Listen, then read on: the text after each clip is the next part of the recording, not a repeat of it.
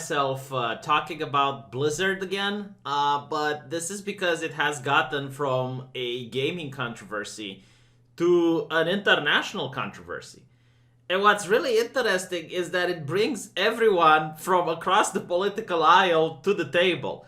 Like everyone from the far left to the far right, they have united in agreement that it's not okay for American companies to take orders from China. And I generally do not know how long this will last. I do not know how effective the boycott is going to be. But it is interesting because you see outlets like the BBC, Polygon, Kotaku, outlets that are far left, not necessarily enjoying what Blizzard is doing. Now, I've spoke with a lot of developers, I've read a lot of news about this, and what I find that is very interesting is the way the censorship has slowly affected the video gaming industry. And when you look at it, is the same boiling of the frog situation that happens in the West with censorship. Because when a company starts making business with China, a couple of years ago, they wouldn't have asked for much censorship. They would just be like, well, we don't like the skeleton in your game. We don't like the fact that there is some blood here, that there's this booby here that we don't appreciate. And that's how it started. And it slowly started escalating more and more to the point where you're not allowed to have any LGBT issues in a movie. You're not allowed to have certain opinions about political events. And companies are now hooked into this. They're hooked because a lot of their money has been invested into projects that have to do with the Chinese market. So they can't really back out. Like if you look at Blizzard, they have an entire team that is pushing for this Diablo on mobile, which is like directed towards the Chinese audience. It's like, do you guys not have phones? Do you guys not have human rights over there? So this is like the whole thing that we notice, that more and more companies eventually they are just going to start pandering to Chinese sensibilities, and these companies are outside of China. But what I find interesting about Blizzard is the brutality that they decided to strike down on this guy who won the Hearthstone championship. Like, the guy decided to go political, and he said something like, okay, free Hong Kong. You know, like, Blizzard could have just given him a fine, or they could have gone like, yo, man, that's not cool. We don't care about any Hong Kong ching chong ding dong. We don't care about none of that stuff. We're here to play games. This is not a political event. You know, chill the fuck down or we kick you out, understood? They could have taken that route, but instead, they used the clause that they have in the rules that they can kick you for anything they feel like. So no one can like predict what Blizzard is feeling like. And not only did they kick him for 1 year, but at the same time, they also took away his prize money, $10,000. That's a lot of cash. And they took that away from him. So people are viewing this that it is very similar to the brutality that the Chinese authoritarians do on their people. And it's like, you're an American company, what the fuck are you doing? You know, the guy didn't talk against the LGBTs to deserve something like that. You know, he didn't do the okay sign to deserve something like that. We're Americans here, goddammit. We want to cancel Colbert for saying ching chong ding dong, but that is our censorship. Our not the Chinese man's, our. It belongs to us. We're patriotic censors here. So, you know, it was a little bit weird. It was a little bit weird. Yeah, we ban people on Twitter for misgendering, not for supporting the Hong Kong protesters. Blah, blah, blah, blah. So I was like a little bit bewildered by this, saying the far left all of a sudden, like, free speech. You know, like if the guy would have said anything disparaging towards the trans community or did the okay side and Blizzard would have done the exact same punishment, would have been perfectly okay. But because he supports Hong Kong, that is vile, that is inappropriate, and it's very offensive. Now, what's also interesting is that there were people who had a sign saying, Google the Uyghurs. Now, the Uyghurs are the Muslim minority in China, which you can Google them and you can find out for yourself. And again, it's like, Blizzard, no. That is political speech. It's like, how is it political speech if I say, you know, Google Trump? Is that political speech? How does that work? In what world? In what world?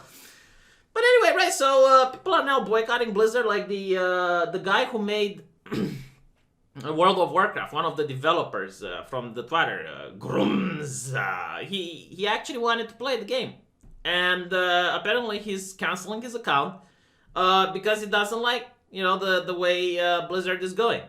And he also spoke about the fact that he got booted out of a company he created after Blizzard for not wanting to take Chinese money. So it just goes to show that China gets to pay the homophobic tax. And I'm definitely trying to get this to trend, because you have all these companies that have the rainbow flag, and they talk about how progressive they are, and they virtue signal a lot, and they condemn the West for not being progressive enough. But all of a sudden, they don't have an issue with China. They don't have an issue if a company comes in and say, yeah, don't have gay people in your products. We don't want any sort of LGBT nonsense in your products. All of a sudden, it's like, oh, well, if you're going to pay for the homophobic tax, who are we to disagree? Welcome, China, man. Welcome. Yeah, give us the Juan, that sweet, sweet Juan. And there are people on 4chan that are legitimately trying to get social justice warriors against social justice warriors in Hollywood. Because there's a lot of actresses and actors that are very feminist, they're very progressive, they talk against Trump, and they're, oh my god, the transgenders aren't allowed in the military anymore. What a world. And the thing is, like, if you try to get them to talk against the homophobia in China, or to speak against the Chinese government, or to speak against, the LGBT people in Hong Kong that are doing negatively now, well, their movies aren't going to sell to China. They're not going to find a job. So it's going to be really interesting to see if they legitimately have convictions. Do they legitimately have convictions? Because when you virtue signal, the reason it's called a virtue signal is because you're doing something that doesn't require anything from you. Like, it's not heroic. People are mocking it because it's stunning and brave. There is no bravery in doing something that doesn't have any sort of pushback against you. Now, the guy who won the Hearthstone Championship and said that he supports Hong Kong, that was fucking stunning and brave. Like, he legitimately can have his life in danger. If you read the news, you will see that certain protest leaders that were arrested in Hong Kong are now being found dead in rivers and stuff. It is absolutely gruesome. And not to mention, like, I generally think it's 100 times worse in Hong Kong, because all of the reporting that comes out from the area is by either Chinese journalists or Russia Today journalists. Like, there is no, anti-China or anti-Hong Kong presence when it comes to the reportings and the people on the ground. So I definitely think things are far worse. Not to mention, like, I read an article, like 2 million people were protesting. It's like, holy shit, like 2 million people. Do you understand the population of Hong Kong? Like, that is an uprising at this point. That is, like, not just some protest. That is a full-blown uprising. I'm really shocked that the government of Hong Kong didn't call for martial law or something, But, we'll see what happens. I generally think the tanks from China are going to roll in soon. I don't think the West is going to offer any sort of help. I have rumors, which are really disgusting when you think about them. Apparently some people who have dual citizenship, they have Hong Kong and Canadian citizenship, want to return to Canada, but Trudeau doesn't let them until, all of this blows out. Because you need to understand, all these progressive leftist governments, all of them, they want Chinese money. They want to do business with China. They want to be on good terms with China. And the disgusting thing is that if you were to have, like, the Hungarian government adopt some Chinese policies, they would immediately call them to be fascists. They would immediately say, oh, you're violating human rights. And this is the clown world we live in. These people, I am willing to bet that if Blizzard would have existed back before World War II, they would have had no problem not only doing business with Nazi Germany, but also censoring their games in order to appease to National Socialist sensibilities. As long as the German man pays, they like, right? This is how it works. The people with money get to decide what is going to be acceptable and what isn't acceptable. But anyway, like, I just got into this conversation to show you just how disgusting things are, and to fully grasp and understand what it means for a company an American company to go with Chinese censorship. But in the case of Blizzard, it's even worse, all right?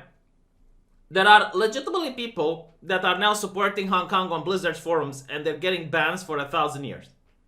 So I guess they're trying to say that China is the new Reich and is going to exist for 1,000 years or something, and maybe, you know, when the Chinese government doesn't exist, their bans can expire. I found that to be really hilarious. I wonder what Blizzard is trying to say with that. But apparently also people are trying to close their accounts, and they are finding difficulties. Number one is that if you want to close an account, you have to show an ID. Like, legitimately, I understand it's racist to ask for IDs. I understand, you know, like the Democrats say it's racist to ask people for IDs, but when Blizzard does it, it's not racist. It's very progressive. And secondly, there's also, like, if you have an authentication method, like, I think they have 4, like Blizzard Authenticator, mobile phone, some Windows app, and there's one more. Apparently none of them are working. So you literally cannot close down your account, which leads to people saying things like this. When this guy finds out that he needs to give his ID and wait 30 days for the process before he can shut down his account, he says, delete it right now or I'm going to reinstall all your games and call everyone nigger until you permanently ban me.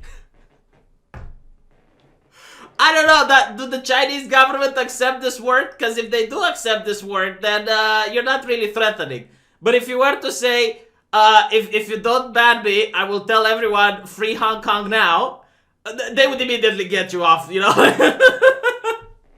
So save us both some time and push the fucking button. I would definitely pay money. I am willing to give, I'm not a very rich person, but $100. $100 to the person that finds out what Agent is typing. What was Agent's response to this? I am dying to know. Oh my god. No, it is surreal what is going on. Here's the thing. Like, apparently Blizzard is preventing people from terminating their accounts. Now, there is the possibility that this is intended. I generally don't think it is. I think it might literally be because people are using the service so much, it crashes down the service like it happened with Diablo 3. But the optics is atrocious. Like, the optics of this is so bad that it makes the last controversy that Blizzard had look like a walk in the park. So I don't know what this is going to do with Blizzard's reputation. You know, it's all about the fact if they can push out good games or not. I mean, when it comes to gamers being upset at a gaming company, very rarely does something actually happen. I mean, look at EA. You know, EA took the brunt of much of the gaming community's criticism and is still doing just fine. But there's definitely some higher ups at Blizzard that are now sinking very uncomfortably into their chair, realizing that they're probably going to have to fire some people if this keeps going on, realizing that they did mess up and that they can't do both. They can't try to appease to American rainbow color culture and also appease to the Chinaman. They need to take a step. You know, it's kind of funny. There's a lot of companies that do this. Like, there are companies like Starbucks which will shut down all of their stores in the United States and send their people to sensitivity training, while at the same time operate in Saudi Arabia and have walls that separate the men from the women, that change their logo in order to make sure the mermaid doesn't show up because she doesn't wear a hijab. But the thing is, like, these companies which do business with Saudi Arabia and the United States, they don't bring Saudi Arabian censorship into the US. While gaming companies that work with China do bring Chinese censorship into the US. And if they were to not hoist the rainbow flag, if they were not to hoist the OK sign, if they were not to, you know, virtue signal so much about LGBT issues and progressive issues and nonsense, then maybe people would give them a pass. Maybe they'll be like, well, you know, they want to operate a business, kind of understand what they're doing, you know, it's like, I disagree with this, but, you know, it's the only way they can sell a game to the Chinaman. And that might have been a thing, but They want to have it both ways. They want to, and it shows just what I've been saying all along, that all these virtue signaling are just very cynical ways of them to appease to some people in order to gain cash. It's like the people who would put a hawk or sorry, an eagle on a pair of underwear so patriotic people buy it. It's literally the same shit. They would put like an American flag on a coffee cup so people buy it. Is that what they're doing?